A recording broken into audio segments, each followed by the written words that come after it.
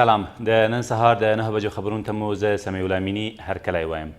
ولسمشر غني په پکتیا او ننګرهار ولایتونو کې د افغان ځواکونو د عملیاتو له امله ولسي وګړو ته د اوښتو مرګ ژوبله او په فاریاب کې له نیول شویو کسانو سره د شوي چلند په اړه اړوندو بنسټونو ته د څېړنو امر کړی دی. ښاغلي غني په یوې اعلامیه کې ویلي د افغان ځواکونو هر ډول چلند چې د هیواد له نافذه قوانینو او اصول سره په ټکر کې وي د منلو وړ نه دي او څرګنده کړې ده چې رامنځته شوې ستونزې د افرادو د نامسلکي چلند پایله ده، نه د هیواد د دفاعي او امنیتي نظام. نوموړي له اړوندو بنسټونو همداراز غوښتي چې د یادو پیښو له څېړنې وروسته خپل راپور او وړاندیزونه دې له اعلی سرقمندانۍ سره شریک کړي. له دې سره سم ولسمشر غني تېره ورځ د ویډیو کنفرانس له لارې د فاریاب له ملکي او پوځي مسؤلینو سره خبرې وکړې او د دې ولایت امنیتي وضعیت یې وارزاوه. ښاغلي غني په دې ناسته کې وویل خلک نظم غواړي او نظام باید هغوی ته د ښو خدمتونو د چمتو کولو په خاطر ځواب ویونکی وي. د نوموړي په باور حکومت د نظم او عدالت د ټینګښت لپاره ټول اقدامات په پام کې نیولي دي. دا په داسې حال کې ده چې له نږدې 2 اونیو راهیسې د قیصار ولسوالۍ د امنیه قمندان د نیول کېدو په غبرګون کې لاریونونه روان دي او یو څه دولتي تاسیسات هم پکې زیانمن شوي دي. د ننګرهار د بټکوټ ولسوالۍ یو منځنی ښوونځی وسوځول شو. د ننګرهار د رسنیو دفتر مسؤلین وایي د کفتان په نامه دغه ښوونځی چې په ګړباوي سیمه کې موقعیت لري تېره شپه د ناپېژاندو کسانو لخوا سوځول شوی دی.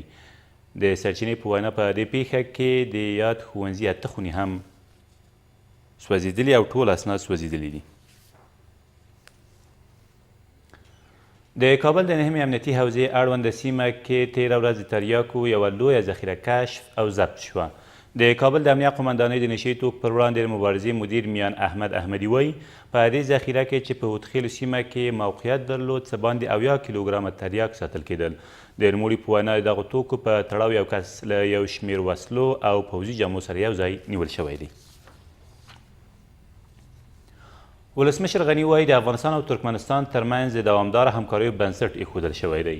ښاغلي غني تېره ورځ په کابل کې د ترکمنستان له سفیر تاګله کوف سره د مخخې په کتنه کې همداراز د افغانستان او ترکمنستان ترمنځ د اړیکو په پیاوړتیا کې د ښاغلي کوف د بریالي ماموریت قدرداني وکړه او زیاته کړه د نوموړي د کار په جریان کې د دواړو هیوادونو ترمنځ د 100 کلنې همکارۍ د ملګرتیا بنسټ ایښودل شوی دی.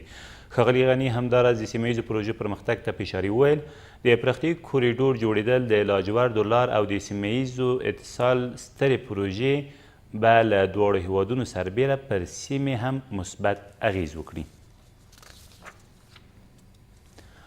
د زابل یو شمېر اوسیدونکو او دیني عالمانو په سعودي عربستان کې د افغانستان د سولې لپاره جوړې شوې وروستۍ ناستې ګټورې وبللې.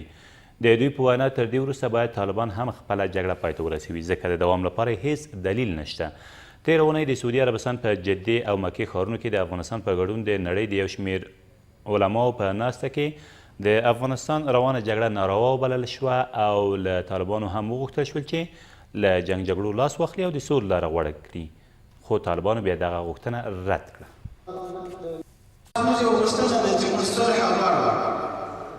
او د صلح غوښتونکي او د صلح نر او ښځه لوی او کوچنی د دښت او د بازار خلک ټول د صلح غواړي د صلح تشکیل د ټولو دغه غږ اوس هم خو پر ټولو غاړو باندې د دولت او د مخالفینو چې سوله وکړي او سولې ته راسي.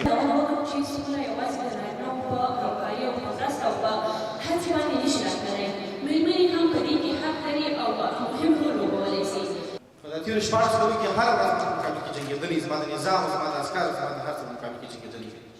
بیا هم په سوله کې زما غېږ ته خلاصه او دا هم په بار بار د راډیو د لارې، د تلویزیون د لارې، ستاسو د جلسو د لارې، د علماو د لارې، د هرې لارې ورته ورسوم چې که سوله کوي خدای وراوله زموږ غېږې درته خلاصې دي او هېڅ ډول هېڅ ستونزه به درته پېښ شي. او ولسمشر غني تېره شپه په حامد کرزي نړیوال هوایي ډګر کې بیت الله شریف ته له تلونکو حاجیانو سره د مخه کتنه وکړه. ښاغلي غني له هغوی وغوښتل چې د حج د مراسمو د ادا کولو پر مهال د افغانستان د سولې، ثبات، د جګړې د پای ته رسېدو او ناخوالو څخه د خلاصي په خاطر د خدای جل جلاله په دربار کې دعا وکړي. د ویل چې سږ کال د دولت په مالي لګښت د جنګ ځپلو د کورنیو د 500 کسانو په ګډون نږدې 10,000 افغانان د حج په مراسمو کې ګډون کوي. دا تر دې مهاله وروستي خبرونه تر بیا مو الله امد